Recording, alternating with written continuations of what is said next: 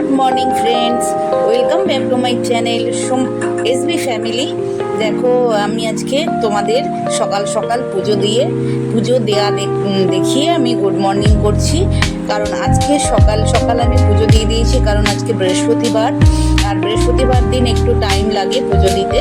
তো সেই জন্যে ভাবলাম একটু যেদিন যেমন হয়, কোনো দিন দেরিও হয়ে যায়, আবার কোনো দিন তাড়াতাড়ি হয়। তো আজকে একটু সকাল সকাল উঠেছিলাম ঘুম থেকে, কারণ আছে। সকাল সকাল ওঠার কারণ ছিল, একজন কলিং বেল বাজিয়েছিল।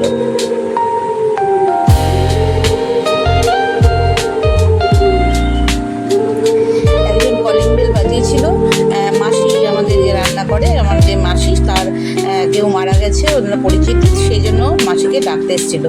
তো কলিং বেল বাজানোতে আমার ঘুম ভেঙে গেছে। তো সকাল সকাল উঠে পড়েছি, সকাল সকাল কাজ হয়ে গেছে। তো আমি পুজো দিচ্ছি। দেখো, শিবের মাথায় জল ঢালছি এখন। আর বৃহস্পতিবার তো বাইরে থেকে ফুল কিনে আনা হয়, তো সেই অনেকটাই ফুল থাকে। এমনিতে আমার ছাদ বাগানে যে কটা ফুল হয়, কোনো দিন একটা জবা পাই, কোনো দিন দুটো জবা, কোনো দিন কটা সাদা ফুল পাই। যেদিন যেমন পাই সেরকম পুজো দিই। আর বৃহস্পতিবারটা শুধু কিনে আনি।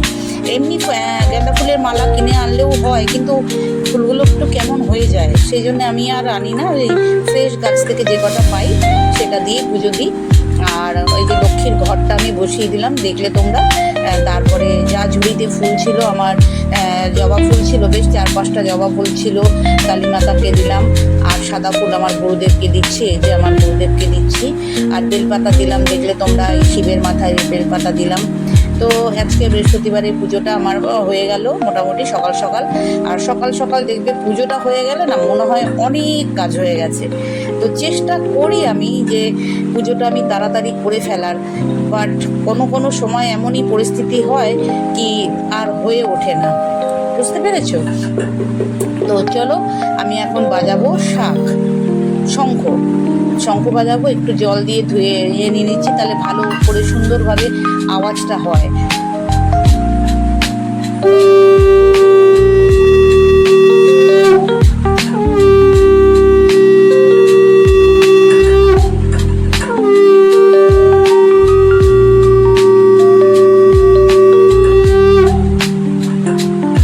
দেখো, হয়ে গেল আমার শাঁখ বাজানো। চলো দেখাই তোমাদের আমি পুজো কেমন দিলাম, মানে অন্য ব্যাক ক্যামেরা করে আমি তোমাদের দেখাই। আমি অনেকবারই তোমাদের দেখিয়েছি আমার ঠাকুরের সিংহাসন। তো চলো দেখো তোমরা।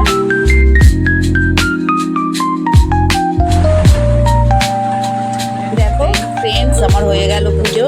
আমি তোমাদের ব্যাক ক্যামেরা করে দেখাচ্ছি কতটুকু ফুলে কীরকমভাবে আমি সিংহাসনটা সাজিয়েছি, এটুকুই তোমাদের সাথে দেখানো। ভালো লাগে আমার ঠাকুরের সিংহাসন দেখাতে, আর নিজেরও দেখতে খুব ভালো লাগে। তো যতক্ষণ ঠাকুর ঘরে থাকি বেশ ভালো লাগে মনটা, সত্যি। যতক্ষণ পুজো দিই না, খুব ভালো লাগে। আস্তে আস্তে করে সুন্দর করে পুজো দিই। কেউ না ডাক দিলে আমার ভালো লাগে, তো কেউ ডেকে দিলে আমার ভীষণ রাগ ধরে পুজো দেওয়ার সময়। তো চলো দেখো, এবার আমি বোম্বাকে খেতে দিয়েছি লাঞ্চ।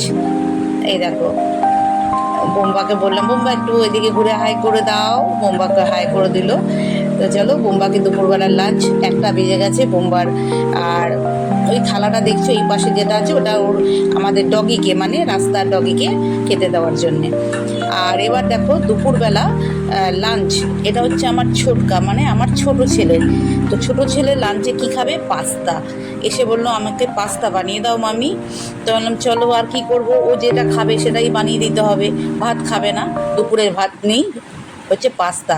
আর আমি পাস্তাটা আজকে বানাচ্ছি হোয়াইট সস আর মেয়োনিজ আর চিলি সস, নুন, মিষ্টি, ব্যাস।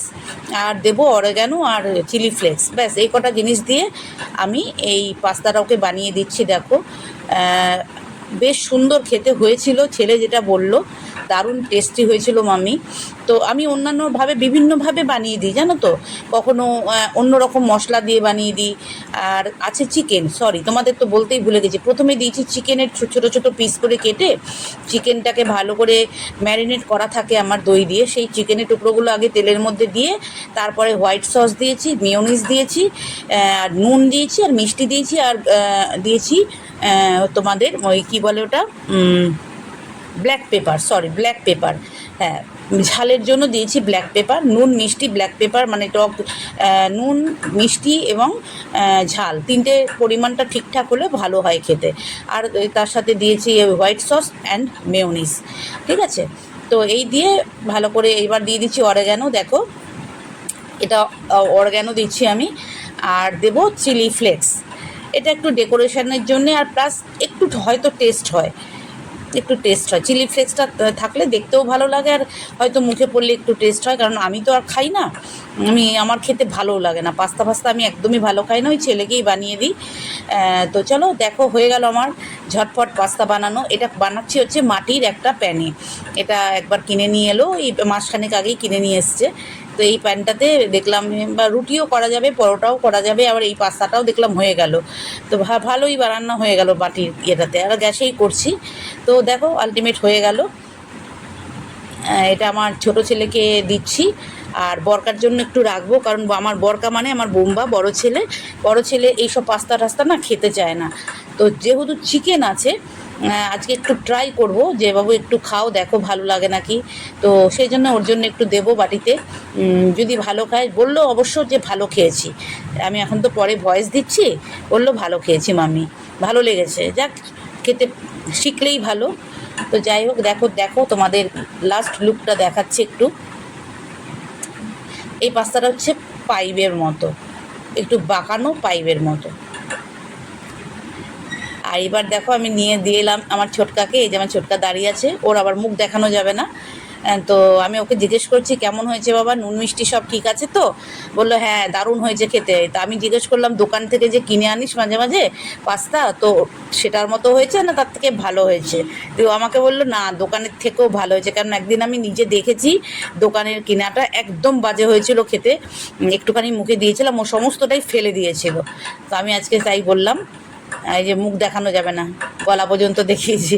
তো যাই হোক, চলো আর এবার দেবো আমি বোম্বাকে, চলো দেখতে থাকো, বোম্বাকে দেবো।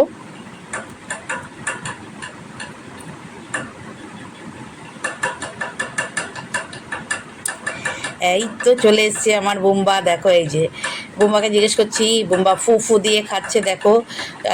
বললাম না এই পাস্তা পিৎজা ব্রেড এই লুচি এই ধরনের খাবার আমার এই বড় ছেলে আবার খেতে পছন্দ করে না। তো আজকে একটু দিলাম, যে ভাইয়ের জন্য বানিয়েছি, খাও বাবা একটু খেতে। আমি জিজ্ঞেস করছি কেমন হয়েছে বাবা খেতে, বলো ভালো ভালো ভালো হয়েছে। তো যাই হোক বোম্বা খাচ্ছে দেখো।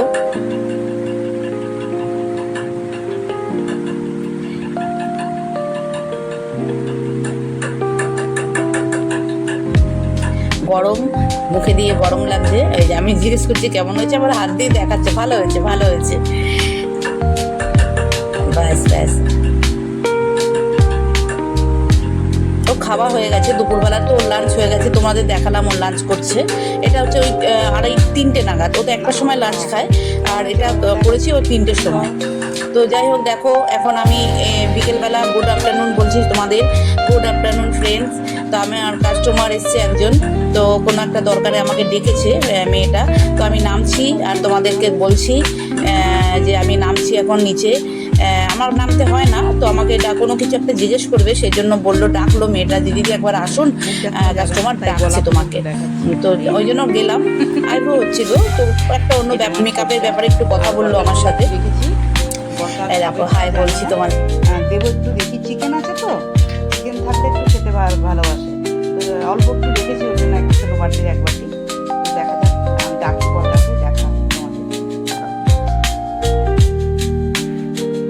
দেখো ফ্রেন্ড, বোম্বাকে ডাকলাম, বোম্বা খুব একটা ভালো খায় না এইসব পাস্তা জাতীয় জিনিস, গরম বলে এরকম করছে, যেহেতু চিকেন আছে সেহেতু দিলাম।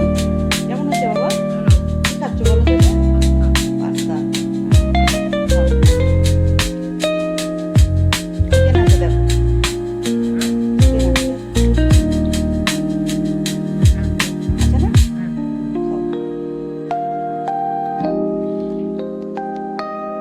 দেখো কেমন হয়েছে, বাবা। চলো ও খাক, ঠিক আছে, খায় না খুব একটা, পছন্দ করে না, অনেক সময় ফেরত দিয়ে দেয়, বাট আজকেরটা দেখলাম ট্রাই করে যে একটু খায় কিনা, দেখলাম খাচ্ছে, খাক, চিকেন আছে বলেই খাচ্ছে, বুঝতে পেরেছো, চিকেন না থাকলে খেতো না। তো চলো আবার